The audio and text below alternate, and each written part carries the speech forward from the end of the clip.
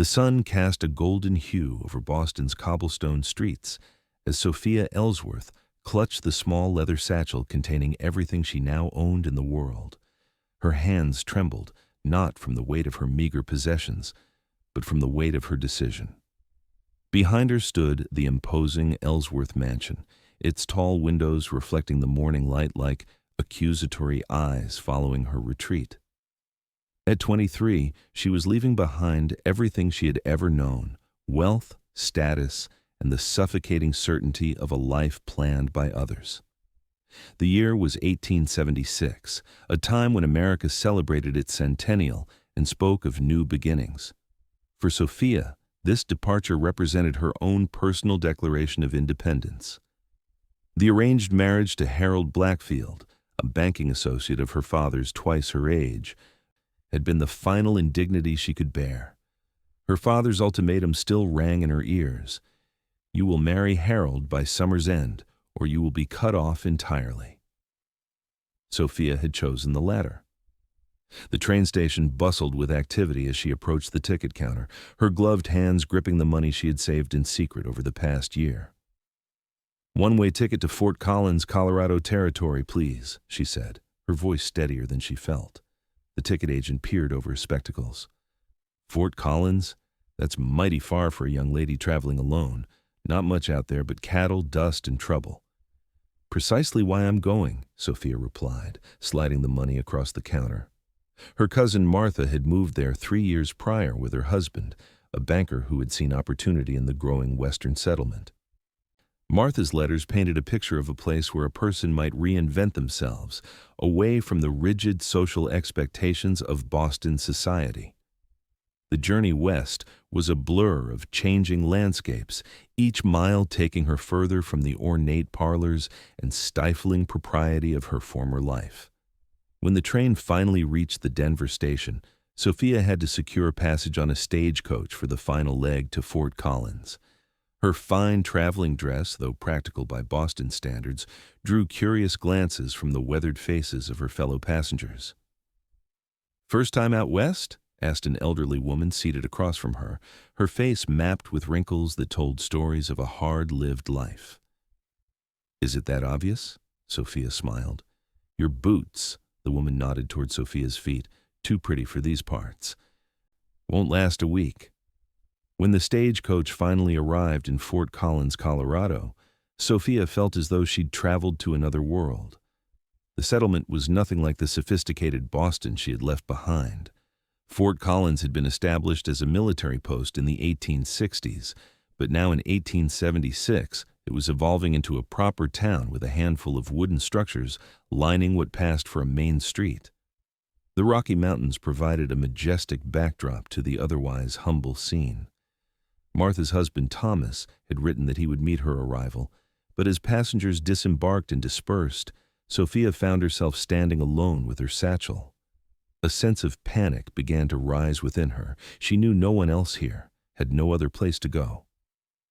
"Miss Ellsworth?" A young boy approached, cap in hand. "Mrs. Bradford sent me to fetch you. There's been a change of plans." The boy led her to a modest boarding house at the edge of town. Inside, the proprietress, a stout woman named Mrs. Wilson, handed Sophia a letter sealed with wax. Sophia broke the seal with trembling fingers and read her cousin's handwritten words. "Dearest Sophia, I regret that we cannot welcome you as planned. Thomas has been called away to Denver on urgent business, and I've fallen ill with fever. The doctor advises against visitors. I've paid Mrs. Wilson for 2 weeks' lodging to give you time to settle. I hope to recover quickly and welcome you properly. With love, Martha." Sophia sank into a nearby chair, the reality of her situation washing over her. She was truly alone now, in an unfamiliar frontier town, with limited funds and no immediate prospects. "Rooms upstairs. First door on the left," Mrs. Wilson said, not unkindly. "Supper's at 6. Don't be late or you'll go hungry." That evening, seated at the long table with the boarding house's other residents, a school teacher, a clerk from the general store, and 2 railroad surveyors. Sophia realized she would need to find employment quickly. Her savings wouldn't last forever. "Any places hiring in town?" she asked, trying to sound casual as she passed a plate of biscuits.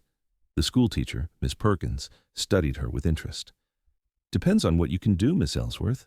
Can you teach? Sew? Cook?" Sophia hesitated.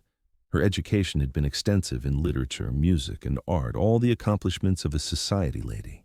But practical skills had not been emphasized in the Ellsworth household, where servants handled all domestic matters. I'm a quick learner," she offered.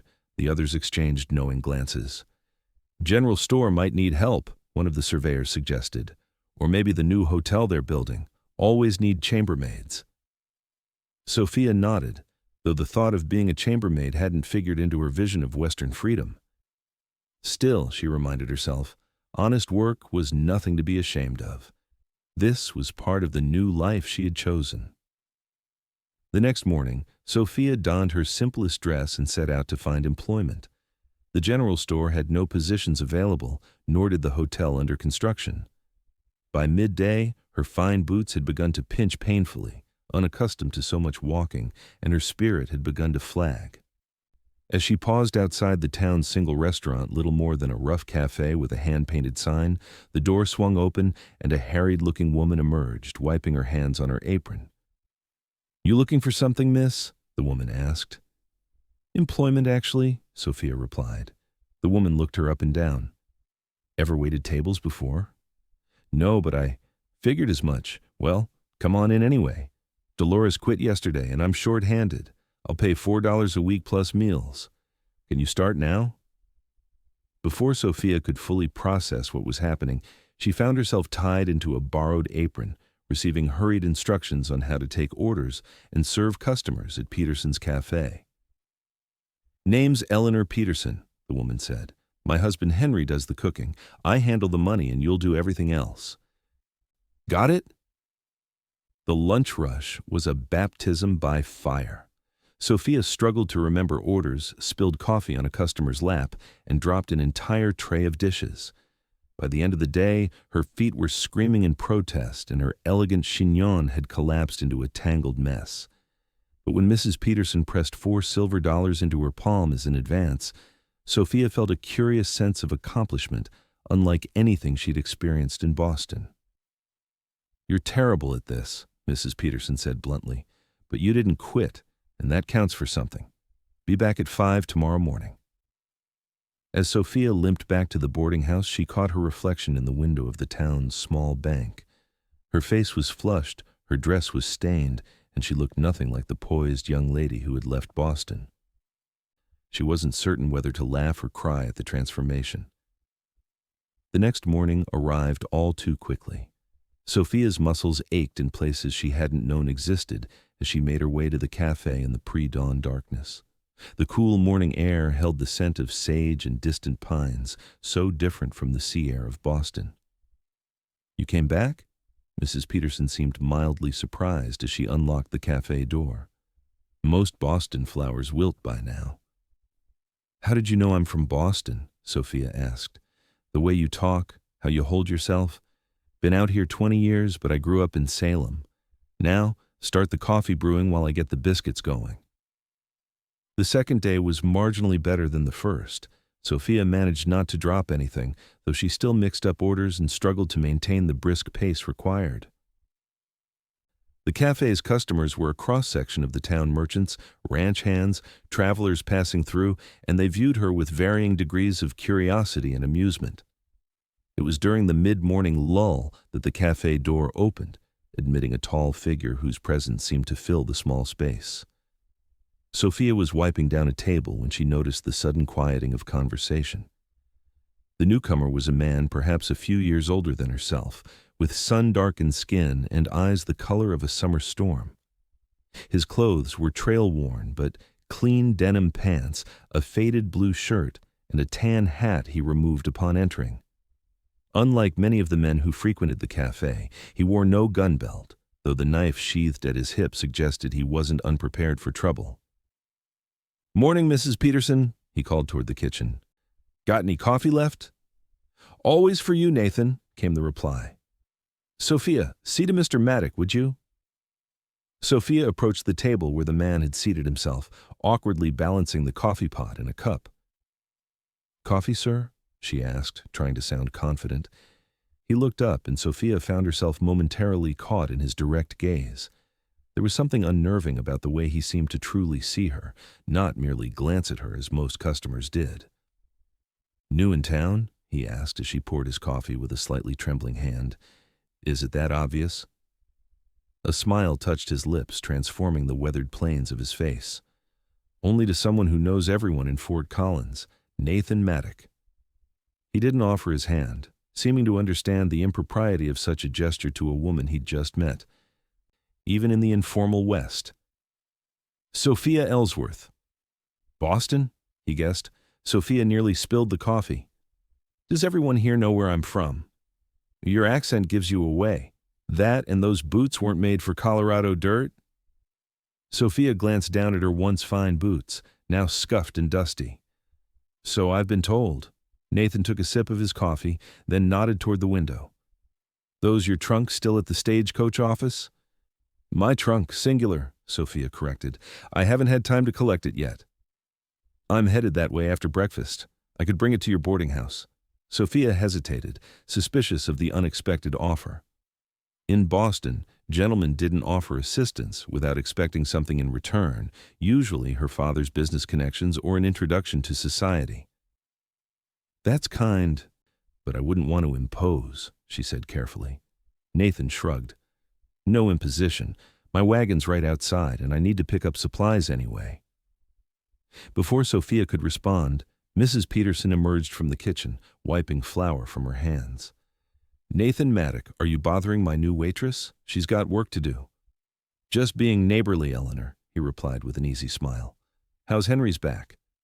"Better now that he's using that liniment you brought. Your usual breakfast?" As Mrs. Peterson returned to the kitchen, Sophia found herself curious about this man who seemed so at ease in his surroundings. "You're a doctor?" she asked. "No, madam, just a rancher who knows a few remedies. My mother was Cherokee, taught me which plants heal and which ones don't." The revelation surprised her.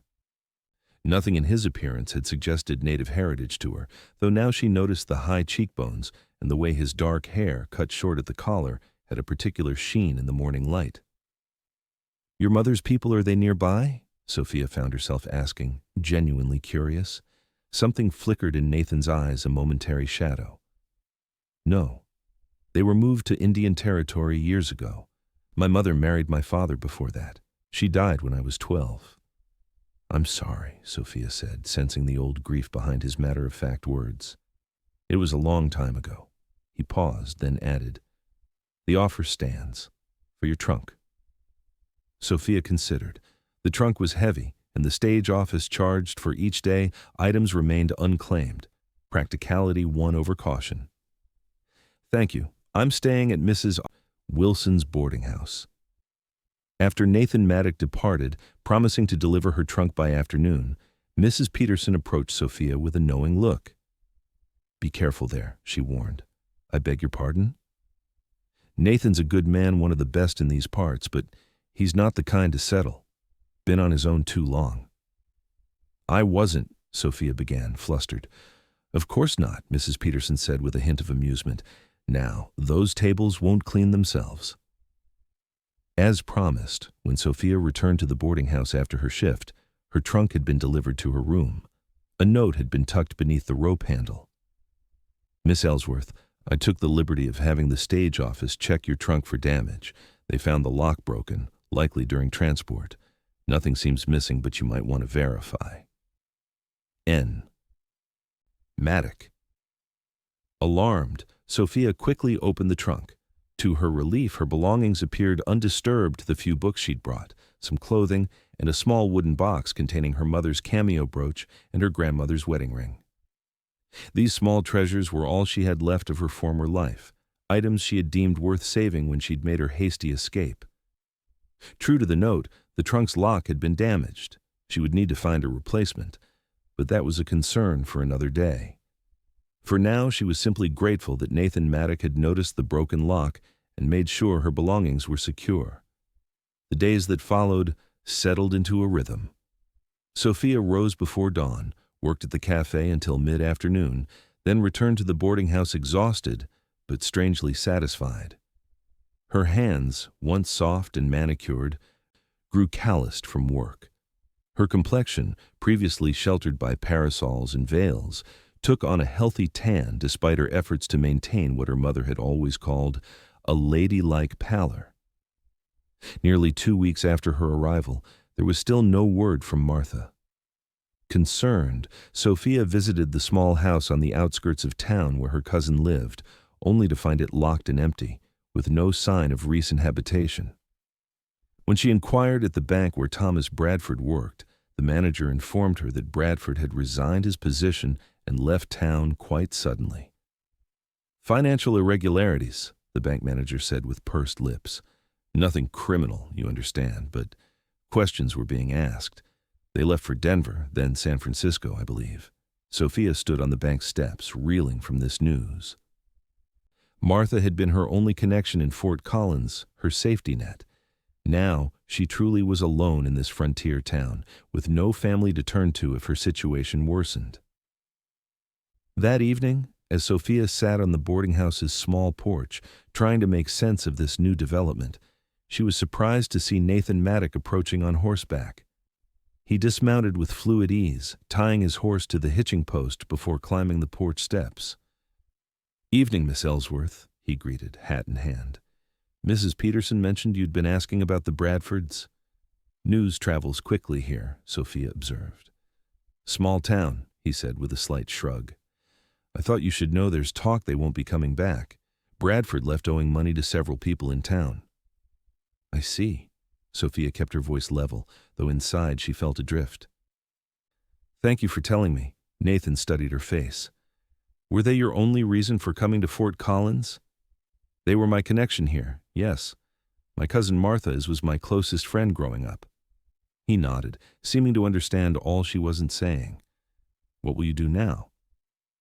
It was the question Sophia had been asking herself all day. Return east? The thought filled her with dread. She would have to crawl back to her father, admit defeat, and likely submit to the marriage she had fled. No, that was unthinkable. "Stay, I suppose," she answered. "I have employment, lodging. There's no reason to leave." "It's hard country for a woman alone," Nathan said, not unkindly. Sophia straightened her shoulders. "I'm learning that it's hard country for anyone, but I'm not afraid of hard work, Mr. Maddock." Something like respect flickered in his eyes. "Never suggested you were." An awkward silence fell between them. In the distance, someone was playing a fiddle, the melancholy tune drifting through the evening air. "There's a social at the church Saturday night," Nathan said suddenly. "Nothing fancy, just folks getting together for music and food. Might be a good way to meet people if you're planning to stay." "Are you inviting me, Mr. Maddock?" Sophia asked, surprised. "Just mentioning it," he said, his expression unreadable. "Good evening, Miss Ellsworth." As he walked back to his horse, Sophia found herself watching the easy confidence of his movements. There was something compelling about Nathan Maddock, a quiet strength she hadn't encountered in the polished gentlemen of Boston society. Saturday evening arrived, and after much internal debate, Sophia decided to attend the social. She wore her simplest evening dress, a pale blue gown that had been considered too plain for Boston dinner parties, but was still far more formal than anything she'd seen women wearing in Fort Collins. The church was a modest wooden structure, its interior transformed for the occasion with lanterns and wildflowers in mason jars. A small group of musicians played lively tunes, while couples danced and others gathered in groups, talking and laughing. Sophia stood uncertainly at the entrance, suddenly self-conscious in her fine dress. "You came," a familiar voice said beside her.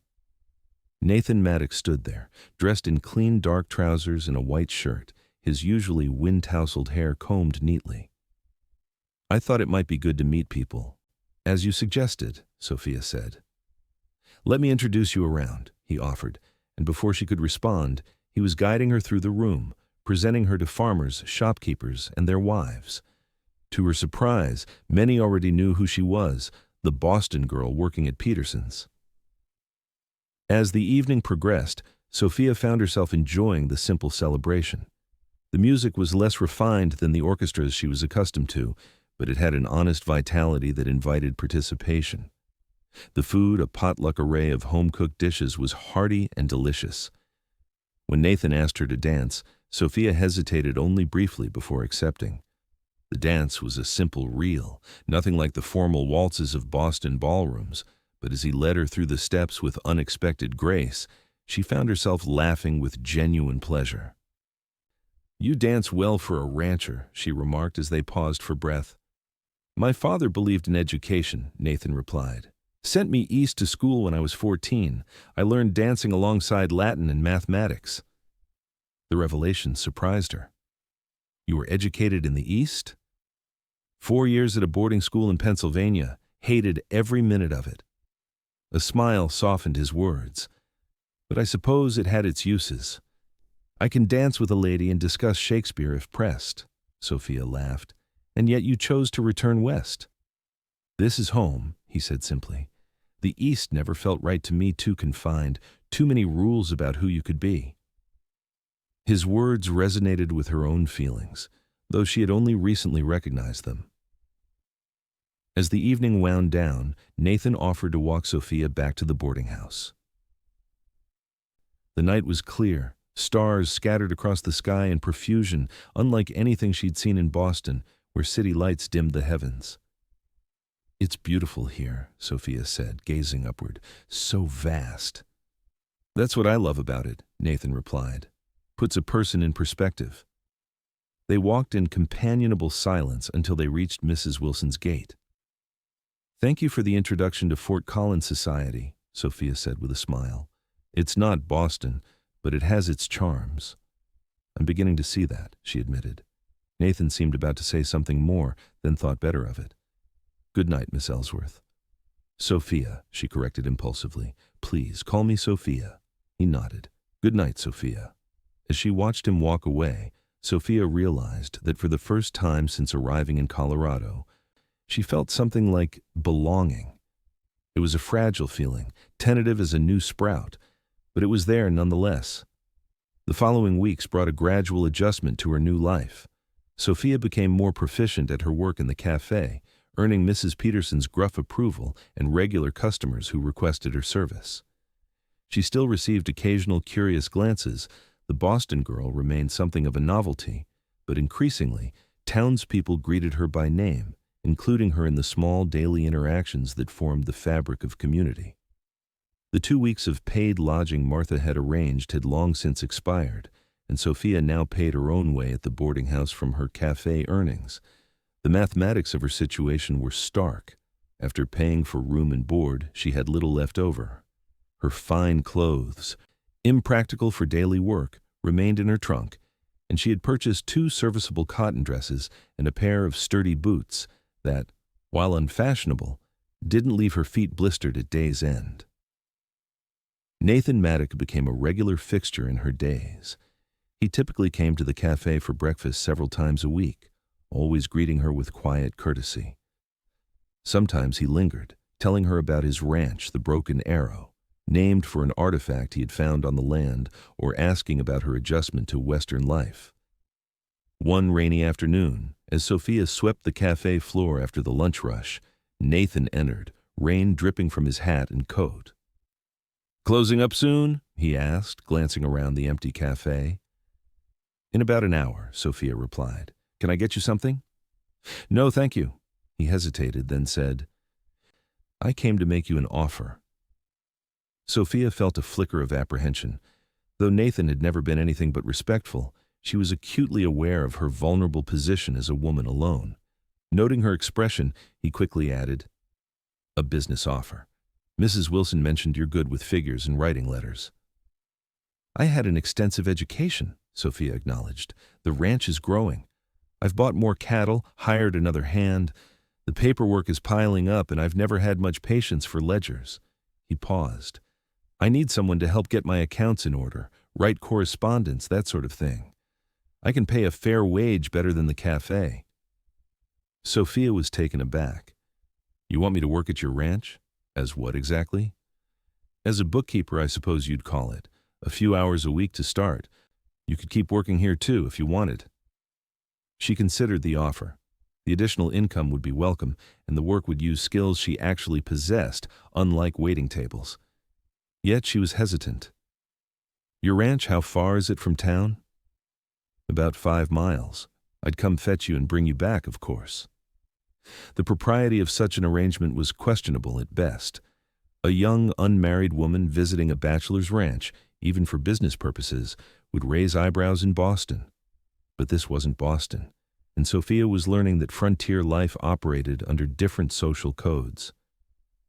I'll need to think about it, she said carefully. Nathan nodded, unsurprised. Of course, the offer stands whenever you decide. After he left, Sophia found herself weighing the opportunity. The practical benefits were clear: better pay for less physically demanding work. Yet she couldn't help wondering about Nathan's motives. Was the offer genuine, or was there another purpose behind it? That evening, she sought Mrs. Peterson's counsel. The older woman listened as Sophia explained the situation, then snorted. Nathan Maddock's a lot of things, but he's not a man who'd compromise a woman's reputation, she said firmly. If he says he needs help with bookkeeping, then that's what he needs. Boy was raised right, despite everything. Despite what? Sophia asked. Mrs. Peterson sighed. Not my story to tell, but I will say this: there's plenty in town who still look at him sideways because of his mother, even though he's built one of the most successful ranches in the county through nothing but honest work. The hint of old prejudices didn't surprise Sophia. Even in Boston, with its abolitionist history, she had witnessed the subtle and not-so-subtle ways society enforced its hierarchies. So you think I should accept? I think you should do what makes sense for you, Mrs. Peterson replied, but don't refuse a good opportunity out of misplaced concern for gossip. This isn't Boston. Folks here judge you more by what you do than who your people are. The next morning, when Nathan stopped by the cafe for breakfast, Sophia approached his table with decision made. I've thought about your offer, she said. I'd like to accept on a trial basis to see if the arrangement suits us both. Relief flickered across his features. That's fair. Could you start this Saturday? I'll come for you around 9 in the morning. When Saturday arrived, Sophia dressed in her most practical clothing, a simple navy skirt and white shirtwaist, with her hair pinned securely beneath a modest hat. She waited on the boarding house porch, ignoring Mrs. Wilson's knowing glances through the window. Nathan arrived precisely at 9, driving a wagon rather than riding horseback. He helped Sophia up to the seat with a courteous hand, then clicked to the horses. As they left the town behind, Sophia felt a curious mix of trepidation and excitement. This was her first real venture beyond Fort Collins since her arrival. The landscape opened before them, rolling hills covered in prairie grass, with the mountains rising blue and massive to the west. The morning sun cast everything in a golden light that transformed the simplest features: a solitary tree, a meandering creek, into something worthy of a painting.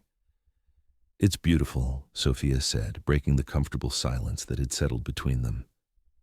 It grows on you, Nathan agreed. First time I saw this land, I thought it was too empty. Now I can't imagine being closed in by buildings and crowds. Were you born out here? Sophia asked, realizing how little she actually knew about him despite their frequent interactions. Born in Missouri before it got too settled. My father was a trapper, always moving west ahead of civilization, as he called it. We came to Colorado when I was 10. He glanced at her.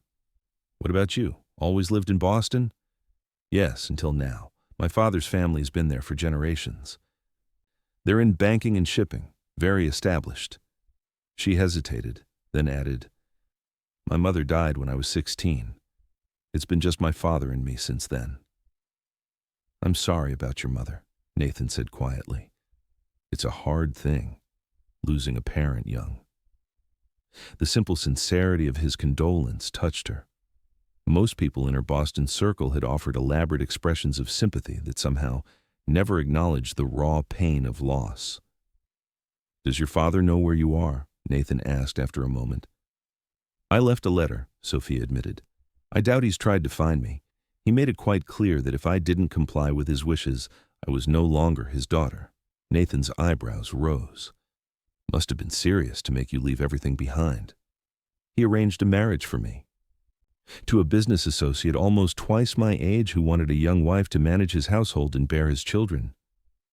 Even now, months later, the memory brought a flush of anger to her cheeks. I was to have no say in the matter. So you ran. I chose freedom instead, Sophia corrected, even if freedom means waiting tables and living in a rented room. Nathan was silent for a long moment, his eyes on the road ahead. Takes courage to make that choice, he finally said. Most people stick with the devil they know, even if it makes them miserable. The Broken Arrow Ranch came into view as they crested a gentle hill, a collection of well-maintained buildings nestled in a small valley beside a creek. The main house was larger than Sophia had expected, built of sturdy logs with a wide porch wrapping around the front. Several outbuildings, corrals, and a barn completed the picture. In the distance, cattle grazed on the rolling grassland. Home, Nathan said simply as he guided the wagon toward the house. 2 men were working near the barn, one young, perhaps no more than 18, the other older with graying hair. Both paused to watch as Nathan helped Sophia down from the wagon. Miss Ellsworth, that's Jim Carter, my foreman. Nathan nodded toward the older man. And Billy Larson, who helps out with the stock. The men touched their hats respectfully, curiosity evident in their expressions.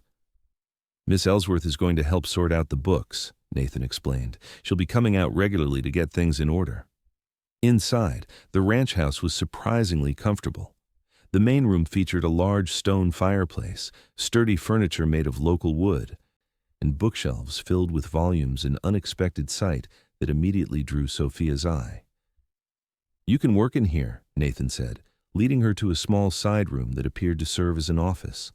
A desk was piled with papers, ledgers, and correspondence in various states of organization. It's a bit of a mess, I'm afraid. I can see that, Sophia said, surveying the chaos with a mixture of dismay and determination. I'll leave you to it then. I need to check on a new calf that was born yesterday. Mrs. Gunderson, she comes in twice a week to cook and clean, left coffee and biscuits in the kitchen. Help yourself. Left alone, Sophia removed her hat and rolled up her sleeves, literally and figuratively. The work before her was substantial, but not insurmountable. She began by sorting the papers into categories: correspondence requiring responses, bills, receipts, livestock records, and personal items that had somehow found their way into the pile. The hours passed quickly as she immersed herself in bringing order to the chaos. Nathan's business affairs were more extensive than she had imagined. Besides the cattle operation, he had investments in several local businesses and a small timber claim in the mountains. His accounting system, such as it was, consisted mainly of stuffing receipts into envelopes with minimal notation. By midday, Sophia had made significant progress organizing the documents and had begun entering figures into a proper ledger. She was so absorbed in her task that she didn't hear Nathan return until he spoke from the doorway. You've been at it for hours. Time for a break. Sophia looked up, blinking as her eyes adjusted from clothes work to the figure silhouetted in the doorway. I'm making progress, she said. Your affairs are more complex than I expected. Is that good or bad? He asked, a hint of concern in his voice. Good, I think. You appear to be quite successful, though it's hard to tell exactly how successful given the state of your records. Nathan chuckled. That's why I needed help. Come have some lunch. Mrs. Gunderson left a stew before she headed home. The kitchen was as well appointed as the rest of the house, with a large wood-burning stove, a sturdy table with chairs, and cupboards stocked with provisions. Nathan ladled stew into bowls with the ease of a man accustomed to fending for himself. You didn't mention you were a man of letters, Sophia said as they sat down to eat. Pardon? The books. You have quite a library for a ranch house. Ah. He looked slightly embarrassed. Reading passes the winter evenings. Not much else to do when snow blocks the roads. What do you like to read? History mostly. Some novels. Poetry when the mood strikes. He shrugged. Words help make sense of things sometimes.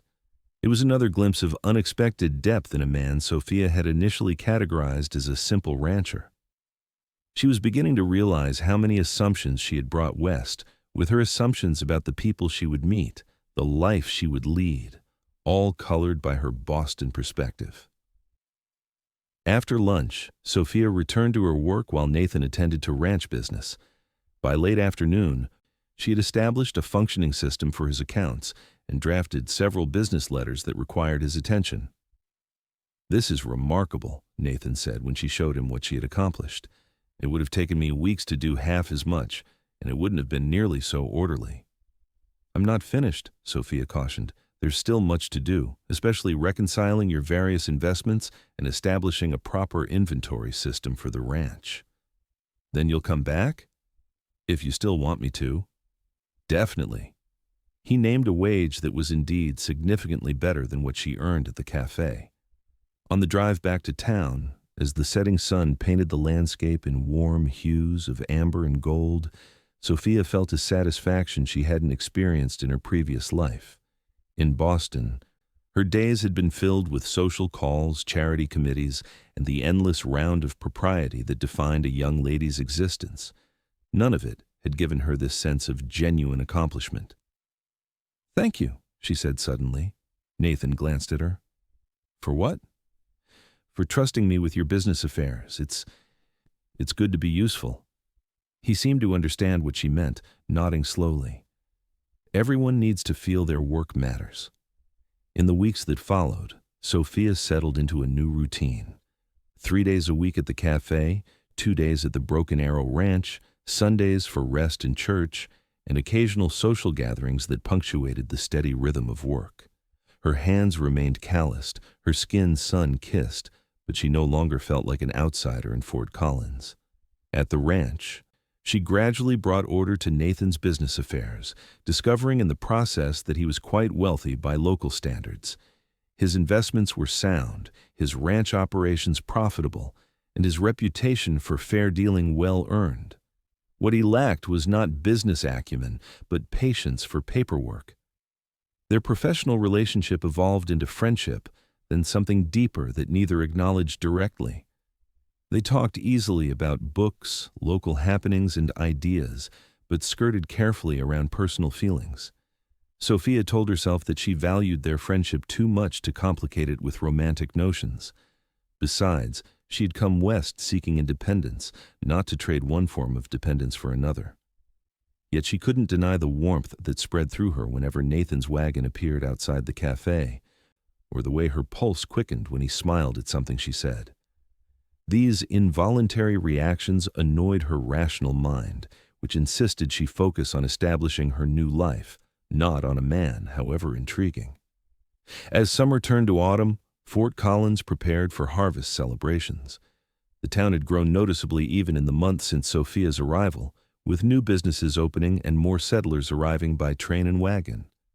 Colorado had achieved statehood that August, adding to the sense of progress and possibility.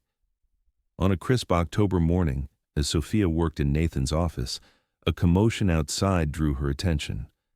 Through the window, she saw Nathan and his men gathered around a horse and rider that had just arrived at speed. The rider, a young boy from a neighboring ranch, was gesturing urgently. Moments later, Nathan appeared in the doorway, his expression grave. "There's been an accident at the Miller place. John Miller's been badly injured, caught under a fallen tree they were clearing. I need to go help." "Of course," Sophia said, rising immediately. "Is there anything I can do?" "Stay here for now. I'll send Billy to take you back to town when we know more." Hours passed with no word. Sophia tried to continue working, but worry made concentration difficult. Nathan had spoken of John Miller and his family with genuine affection, neighbors who had welcomed him when he first established his ranch, despite whispers about his mixed heritage. It was nearly evening when she heard horses approaching. Through the window she saw Nathan returning with several men, supporting a makeshift stretcher between their mounts. On it lay a figure covered with blankets. Sophia hurried outside as they carefully brought the stretcher to the house. "He needs a doctor," Nathan explained tersely as they carried John Miller inside. Town's too far in his condition. Billy's gone for Dr. Wilson, but it could be hours before he gets here. Miller's face was ashen beneath his beard, his breathing labored. A crude bandage wrapped his torso, already soaked through with blood in places. "Get him to my room," Nathan directed the men. "Sophia, there's a medical kit in the kitchen cupboard next to the stove, and we'll need hot water, clean cloths." Without hesitation, Sophia gathered the requested items, pushing aside her shock at the sight of the injured man. In the bedroom, Nathan and his foreman were carefully removing Miller's clothes, revealing the extent of his injuries, a deep gash across his ribs and what appeared to be several broken bones. "I know some about treating wounds," Nathan said, opening the medical kit. "Learned from necessity out here. But I've never dealt with anything this severe." "Tell me what to do," Sophia said simply. For the next hour, they worked together to clean and bandage Miller's wounds. Nathan's hands were surprisingly gentle as he tended the injured man, speaking in low, reassuring tones, even though Miller remained unconscious. Sophia assisted as best she could, swallowing her distress at the sight of so much blood. "My mother taught me which herbs help with pain and infection," Nathan explained as he applied a poultice to the worst of the wounds. "It's not medical science, but it's saved more than one life out here where doctors are scarce." When they had done all they could, Nathan covered Miller with clean blankets and stepped back, his shirt stained with blood, his expression troubled. "Will he survive?" Sophia asked quietly as they left the room. "If the internal bleeding isn't too severe, if infection doesn't set in, if the doctor arrives in time." Nathan shook his head. "Too many ifs." Outside the bedroom, Miller's teenage son waited anxiously. Nathan put a hand on the boy's shoulder. "He's resting.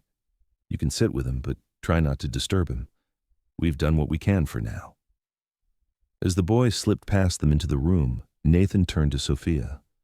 "I'm sorry about all this. I'll have Jim take you back to town." "I'd like to stay if I may," Sophia surprised herself by saying. "In case you need help when the doctor arrives." Nathan studied her face. "It could be a long night." "I'm not afraid of long nights, Nathan."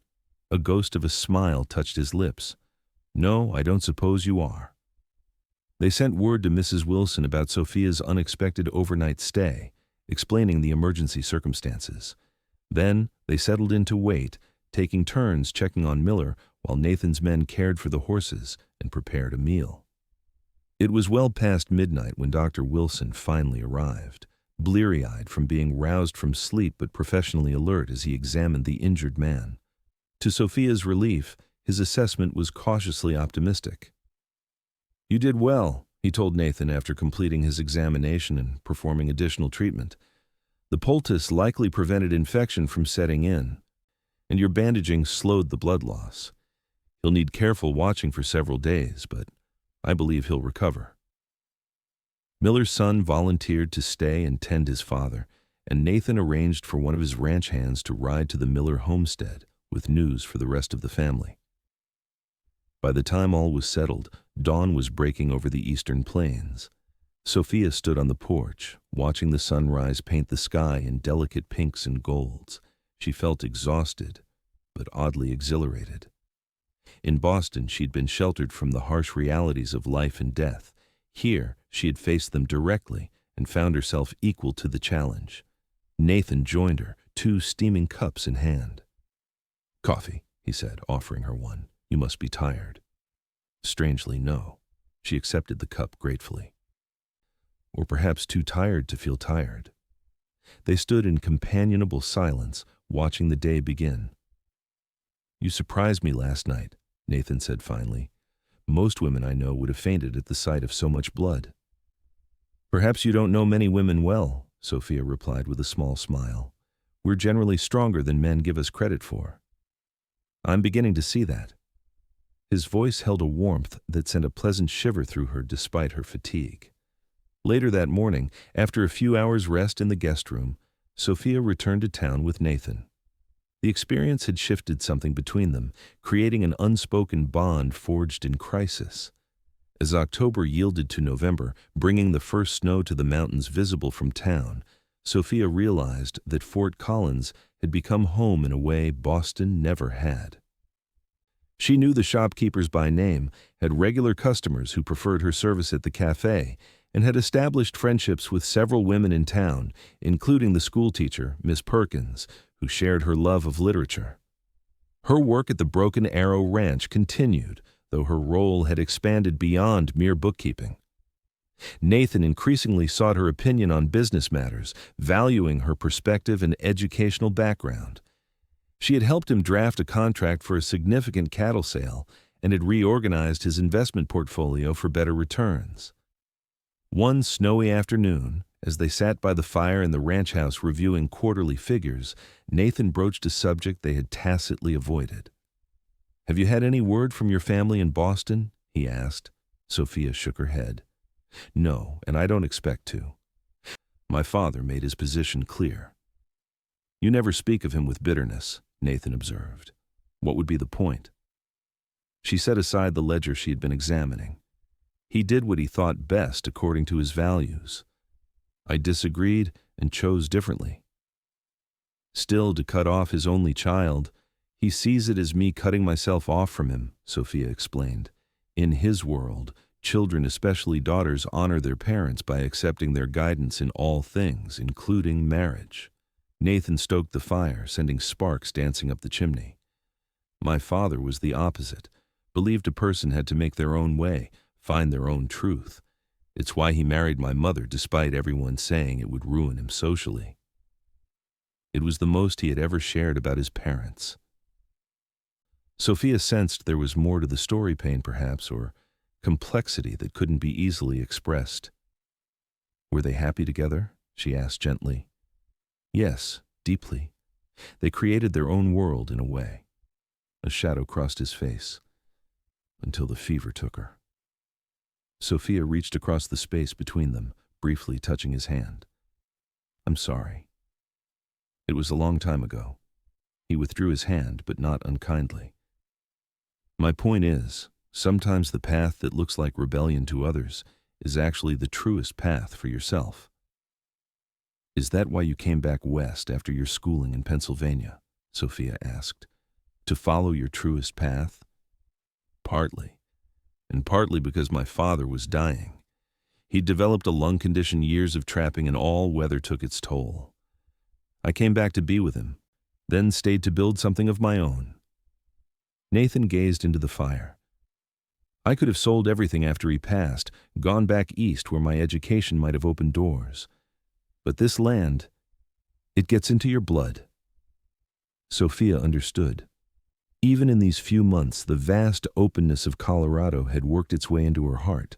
The endless sky, the distant mountains, the sense of possibility in the very air, it spoke to something in her that had always felt constrained in Boston's narrow streets and narrower social codes. As they prepared to return to town, the snow began falling more heavily, large flakes swirling in the wind that had picked up since morning. "We should wait," Nathan said, looking out the window with concern. "Storm's getting worse." By evening, it was clear that returning to town was impossible. The snow had accumulated rapidly, drifting against the sides of buildings and obscuring the road completely. Sophia found herself facing another unexpected night at the Broken Arrow, this time without the excuse of a medical emergency. "Mrs. Gunderson left before the storm hit, and the men are in the bunkhouse," Nathan explained as he prepared a simple supper from stored provisions. "You can take the guest room again." The impropriety of the situation wasn't lost on either of them, but frontier pragmatism outweighed social convention. Better an improper shelter than proper peril in a blizzard. After supper, they sat by the fire, the howling wind outside making the warmth and light inside seem all the more precious. "I've been meaning to ask," Nathan said, breaking a comfortable silence. "Are you happy here, Sophia? In Colorado, I mean?" The question caught her off guard. "Yes," she answered truthfully. "Happier than I expected to be. Why do you ask?" "You've changed since you arrived. Grown more. I don't know how to describe it. More yourself, perhaps." Sophia considered this. "In Boston, I was always someone's daughter, someone's potential wife, someone's social obligation. Here, I'm just Sophia. She smiled. It's liberating to be judged on what you do rather than who your family is or how well you pour tea. Is that all it is? The freedom from social constraints? There was something in his tone that made her look at him more closely. His eyes reflected the firelight, but there was a question in them that went beyond his words. No, she said slowly. It's also the people I've met. People who accepted me despite my obvious unsuitability for frontier life. People who taught me without condescension, who valued what I could contribute. She paused. People like you, Nathan. The use of his given name without the formality of Mr. Maddock felt significant, though she had been addressing him as Nathan for weeks in their private conversations. I'm glad you came west, he said quietly, even if it wasn't entirely by choice. It was entirely by choice, Sophia corrected. Perhaps not with Fort Collins specifically in mind, but I chose to leave to seek something different. And have you found it? That something different? The question hung between them, weighted with meaning beyond the simple words. Sophia felt her heart quicken, aware that her answer mattered in ways neither of them had openly acknowledged. I believe I have, she said finally, though it's not what I expected to find. Nathan set aside his coffee cup and leaned forward slightly. What did you expect? Independence, self-reliance, the freedom to determine my own path. She met his gaze steadily. I didn't expect to find that independence could include connections to others, freely chosen rather than imposed. Connections, he repeated, the word carrying a depth of inquiry. Yes, to this place, to the people here. Sophia gathered her courage.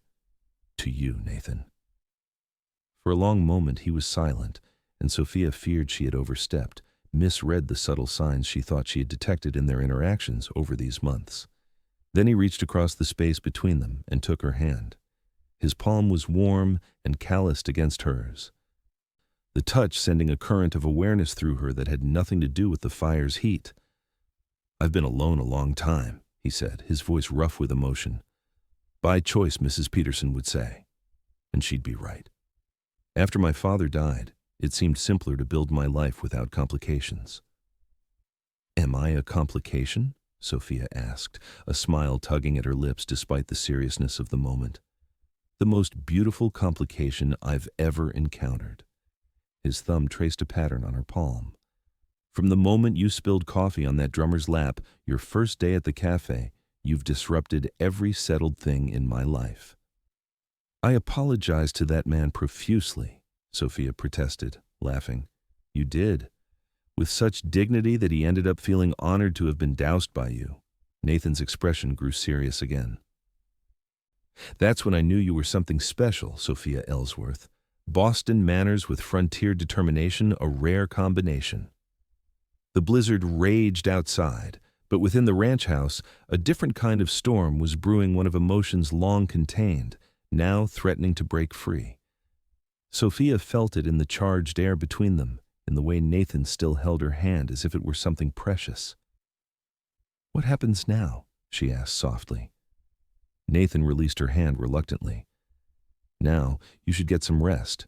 The storm will likely pass by morning, and we'll head back to town.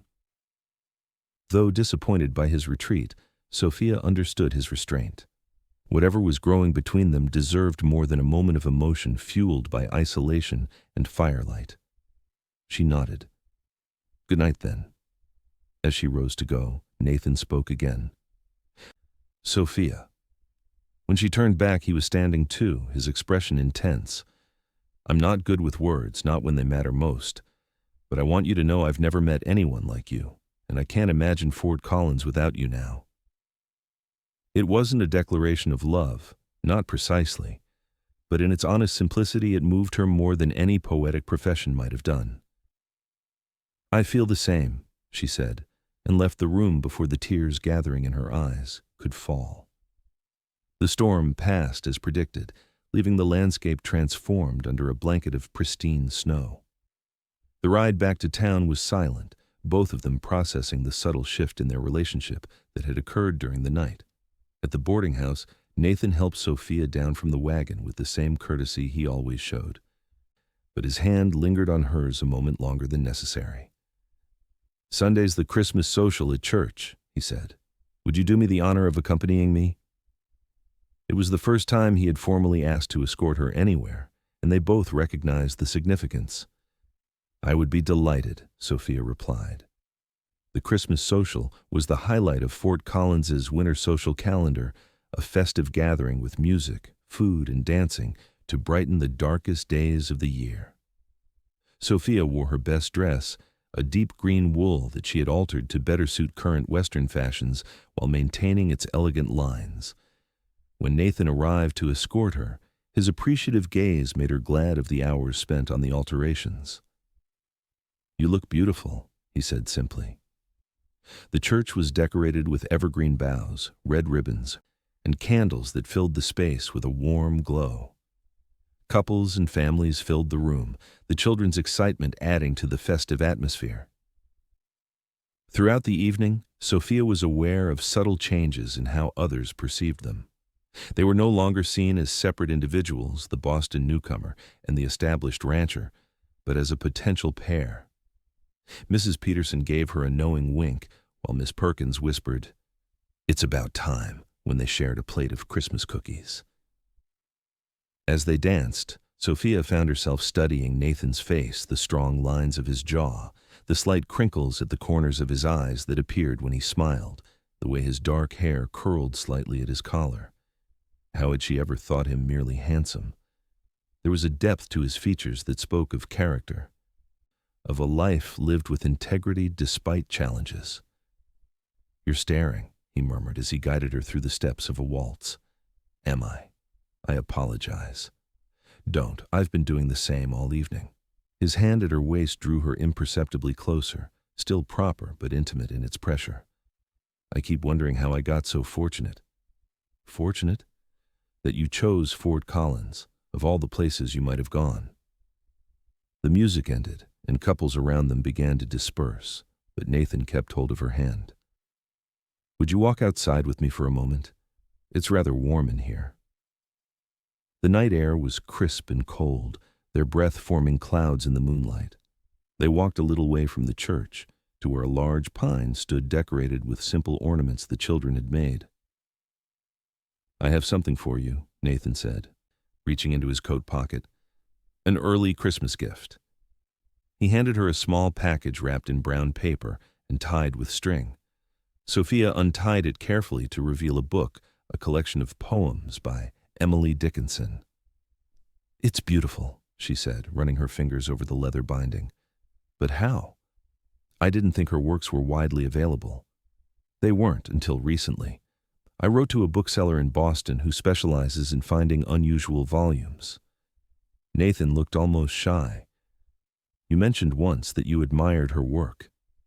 The thoughtfulness of the gift touched her deeply. "Thank you, Nathan. I shall treasure it." "Open it," he suggested. Inside the front cover, he had written an inscription, "To Sophia, who had the courage to seek her own horizon, with admiration and affection, Nathan." "Admiration and affection," she read aloud, looking up at him. "Is that what this is between us?" In answer, Nathan took a step closer, his eyes asking a question. When she nodded almost imperceptibly, he bent and kissed her, a gentle touch of his lips to hers that nonetheless set her heart racing. "It's a beginning," he said as he drew back, "if you want it to be." "I do," Sophia replied, her voice steady despite the tumult of emotions within her. As winter settled fully over Colorado, Sophia and Nathan's courtship progressed with a measured pace that respected both frontier practicality and proper conduct. They attended social functions together. He called at the boarding house on Sunday afternoons, and she continued working at both the cafe and the ranch, though now their business discussions often gave way to more personal conversations. The town watched with approval. Nathan Maddock was well respected despite lingering prejudices in some quarters, and Sophia had proven herself adaptable and hard-working, shedding the label of Boston girl to become simply one of Fort Collins's own. In February, as Chinook wines brought a temporary thaw, Nathan invited Sophia for a Sunday drive to show her a part of his property she hadn't yet seen. "It's a special place," was all he would say when she asked where they were going. They drove past the ranch house, following a trail that wound up into the foothills. The snow had receded enough to make travel possible, though patches remained in shaded areas. After about an hour, they crested a rise, and Nathan reined in the horses. Below them stretched a small, secluded valley, sheltered by hills on three sides and opening toward the mountains in the west. A creek, partially frozen but still flowing in places, cut through the center of the valley, its banks lined with cottonwoods and willows. In the middle of this natural amphitheater sat a small cabin, simple but sturdy. "What is this place?" Sophia asked, enchanted by the peaceful beauty of the scene. "My father built that cabin when we first came to Colorado," Nathan explained. "It was our home while we established the main ranch. After he died, I couldn't bear to let it fall into disrepair, so I've maintained it. I come up here sometimes when I need to think." He helped her down from the wagon, and they walked to the cabin. Inside was a single room with a stone fireplace, a bed, a table with chairs, and basic furnishings all clean and well maintained. "It's lovely," Sophia said, turning slowly to take in the simple space. "So peaceful." Nathan nodded. "My father used to say this valley had good spirits. That sounds fanciful, I know, but there is something special about it." He paused, then added, "My mother loved it here. Said it reminded her of the hills where her people had lived before they were moved." He rarely spoke of his mother, and Sophia recognized the significance of him sharing this connection. "Thank you for bringing me here," she said softly. "I wanted you to see it." Nathan took her hands in his. "Sophia, these past months have been the happiest of my life. You've brought something into my days that I didn't know was missing until you arrived." Her heart began to race. "Nathan, please, let me finish while my courage holds." He took a deep breath. "I know you came west seeking independence, not a husband, and I would never ask you to give up the freedom you fought for. But I hope that what we've found together isn't a constraint but an enhancement of that freedom."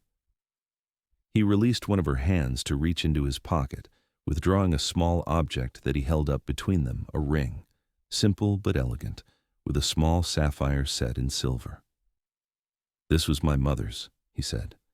"My father gave it to her when they married, against everyone's advice and their family's wishes. They chose their own path together." His eyes held hers steadily. "I'm asking if you would consider doing the same with me." Sophia felt tears welling in her eyes. "Are you proposing, Nathan Maddock?" "Rather poorly, it seems," he smiled. "Yes, Sophia Ellsworth, I am asking you to marry me. Not to be my housekeeper or my bookkeeper or any role prescribed by others, but to be my partner in whatever life we build together." The tears spilled over then, running down her cheeks unchecked. "Yes," she whispered. "Oh, yes." He slipped the ring onto her finger, where it sat as if made for her hand. Then he gathered her close, his kiss deeper and more certain than their first, a promise of the life they would share. They were married in April, when the prairie bloomed with wildflowers and the mountains still wore caps of snow. The ceremony took place in Fort Collins's church, with the entire town seemingly in attendance. Sophia wore a new dress of pale blue silk ordered from Denver, with her mother's cameo at her throat. Nathan stood tall in a new suit, his usual reserved expression replaced by one of undisguised joy. Mrs. Peterson had insisted on hosting the wedding dinner at her cafe, closed for the occasion and transformed with flowers, ribbons, and the best china borrowed from various households. The celebration lasted well into the evening, with music, dancing, and enough food to feed the town twice over. When they finally departed for the Broken Arrow, riding in Nathan's wagon decorated with ribbons and flowers by the town's children, Sophia felt a profound sense of rightness. This was not the life she had been raised to expect, but it was the one she had chosen, with a man she had chosen. Their first night as husband and wife was both awkward and beautiful, as such nights often are.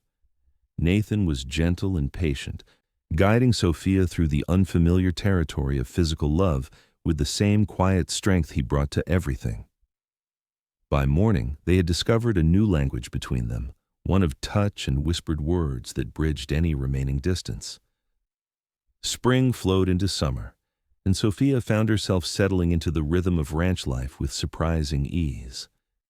She maintained her position as bookkeeper for the Broken Arrow, now officially salaried, but gave up her job at the cafe. Instead, she focused on making the ranch house truly their home, adding feminine touches that Nathan appreciated even when he pretended not to notice. They established patterns that honored both their needs, Nathan's for occasional solitude, Sophia's for intellectual stimulation. She subscribed to newspapers and journals from Denver, Boston, and New York, keeping them connected to the wider world beyond Colorado. He taught her to ride properly, not side saddle as she had learned in Boston, but astride a gentle mare he had trained especially for her. Together, they explored the ranch's acres, Nathan showing Sophia hidden places he had discovered over the years, a natural hot spring in a rocky alcove, a meadow that blazed with wildflowers in late June, the perfect spot to watch eagles soar over the valley. She came to love the land as he did, seeing in its vastness not emptiness, but possibility. In August, as they approached their 4th month of marriage, Sophia confirmed what she had begun to suspect: she was expecting a child. Nathan's response to the news was everything she could have hoped for, his joy tempered only by concern for her well-being. "Are you happy?" he asked that night, his hand resting gently on her still flat stomach as they lay in bed. "Completely," she assured him. "A little frightened, perhaps, but mostly happy." "Frightened? Of what?" "Of the unknown," she admitted. "Of being responsible for another life, of whether I'll be a good mother, having lost my own so young." Nathan pulled her closer. "You will be a wonderful mother, Sophia. You have a generous heart and a strong spirit. What more does a child need?" "And you'll be a wonderful father," she said, knowing it was true. She had seen his gentle patience with the ranch hands, his kindness to neighbors' children, his fundamental decency in all his dealings. As autumn painted the landscape in golds and russets, Sophia's body began to change, the new life within her making its presence known. Nathan watched these changes with wonder and protectiveness, insisting she rest more, hiring a young woman from town to help with household duties. "I'm with child, not ill," Sophia protested when he tried to take a heavy basket of apples from her hands. "Humor me," he replied with a kiss to her forehead. "I've never been an expectant father before." Winter came early that year, with the first heavy snow falling in late October. Sophia found herself grateful for the cozy warmth of their home, as the world outside turned white and silent. They spent the long evenings by the fire, Nathan carving a cradle from local pine, while Sophia worked on tiny garments for the child that would arrive in spring. Sometimes they spoke of the future, of the world their child would inherit, of their hopes and dreams. Nathan wanted the child to have the education he had received, but without the alienation he had felt in the Eastern school. Sophia wanted their son or daughter to know both worlds, the refinement and culture of the East, alongside the independence and natural beauty of the West. "We'll find a way to give the child both," Nathan promised, "the best of both worlds, not forced to choose as we were." Christmas came, their first as a married couple, and they celebrated quietly at the ranch with a few close friends. Sophia had decorated a small pine tree with candles and ornaments she had made, a tradition her mother had brought from her German heritage. Nathan presented her with a new bookshelf he had crafted himself, filled with volumes ordered secretly from Denver. "For you now, and for our child later," he explained as Sophia ran her fingers over the smooth wood, tears of joy in her eyes. Her gift to him was a finely tooled leather journal, its pages waiting to be filled. "For your thoughts," she said, "so our child will know you as I do, not just the quiet rancher, but the man who reads poetry and sees beauty in wild places." As January brought deeper snow and bitter cold, Sophia found her pregnancy increasingly uncomfortable. Her back ached constantly, and her ankles swelled despite frequent rest. Nathan insisted on having Mrs. Gunderson stay at the ranch full time, and they sent word to the doctor in town to be prepared when the time came. February brought a brief thaw, allowing the doctor to visit and examine Sophia. "Everything appears normal," he assured them. "The baby is positioned correctly, and you're healthy, Mrs. Maddock. I'd estimate another 6 to 8 weeks." But nature had other plans. 2 nights later, Sophia woke to a sharp pain and the alarming wetness of her waters breaking. "Nathan," she gasped, gripping his arm. "The baby, it's coming." The blizzard that had begun the previous evening made travel to town impossible. Nathan sent one of the ranch hands to try to fetch the doctor anyway, but both knew it was unlikely he would arrive in time. Mrs. Gunderson, who had assisted at many births in her long life, took charge with calm efficiency. "First babies often take their time," she assured Sophia as she helped her walk slowly around the bedroom during the early stages of labor. "Try to rest between pains while you can." But this baby was impatient to arrive. By dawn, Sophia's labor had intensified dramatically. Nathan stayed by her side, holding her hand through each contraction, his face a mask of concern and love. "You can do this," he whispered as she cried out in pain. "You're the strongest person I know, Sophia." The hours blurred into a haze of effort and pain. Outside, the blizzard raged unabated, isolating them completely. Inside, in the warmth of their bedroom, Sophia fought to bring their child into the world. Finally, as the winter afternoon began to fade toward evening, a new cry joined the howling of the wind, the lusty wail of a newborn taking its first breath. "A boy," Mrs. Gunderson announced, wrapping the squalling infant in a soft blanket. "A fine, strong boy." She placed the baby in Sophia's arms, and the world narrowed to this small, perfect face, red and wrinkled, with a shock of dark hair and eyes that, when they briefly opened, were the same stormy gray as his father's. "Hello, little one," Sophia whispered, tears of joy and exhaustion running down her cheeks. "We've been waiting for you." Nathan sat beside them on the bed, his finger caught in his son's surprisingly strong grip. "He's beautiful," he said, his voice rough with emotion, "like his mother."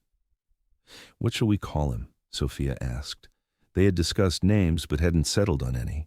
Now, looking at their son, Nathan said, "William, after my father, and Thomas, after yours." "William Thomas Maddock," Sophia tested the name. "It suits him."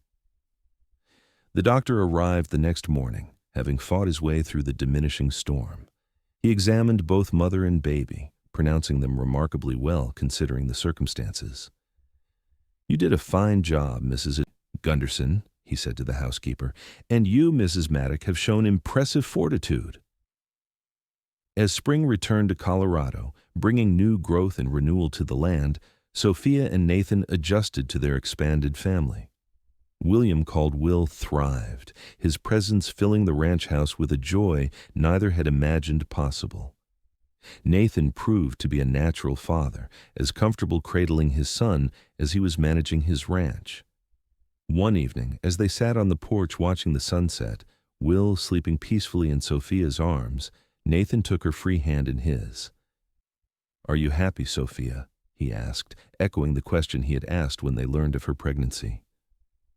"With this life we've built?" Sophia looked out at the land stretching before them, the ranch that was now truly her home. The distant mountains touched with the day's last golden light, the vast sky beginning to reveal its first stars. Then she looked down at their son, his small face peaceful in sleep, and finally at her husband, whose love had given her a different kind of freedom than the one she had originally sought. "Yes," she said simply, "happier than I ever dreamed possible." "No regrets? About leaving Boston? About the life you might have had?" She shook her head firmly. "That life would have been a gilded cage. This," she gestured to encompass their home, their son, the land around them, "this is true wealth, not in dollars or social position, but in what matters most."